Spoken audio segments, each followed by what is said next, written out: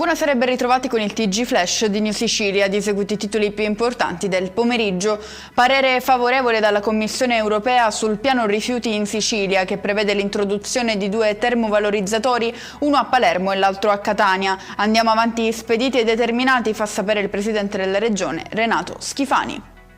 Doppio incidente mortale in Sicilia, il primo sulla strada provinciale 46 Ispica-Pozzallo, a perdere la vita un camionista di 71 anni in seguito a uno scontro contro un'auto. Il secondo a Lentini, nel Siracusano, l'impatto contro una vettura che percorreva in senso opposto la carreggiata è costato la vita al sindacalista Fabrizio Scatà.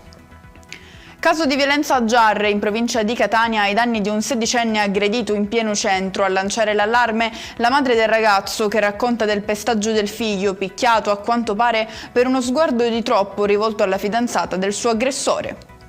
Chiudiamo con il meteo. La primavera è ancora lontana in Sicilia, che domani sarà ancora teatro di un tempo instabile, con piogge al mattino su Palermo e Messina e nel pomeriggio sul resto dell'isola. Nessuna allerta meteo comunque da parte della Protezione Civile regionale.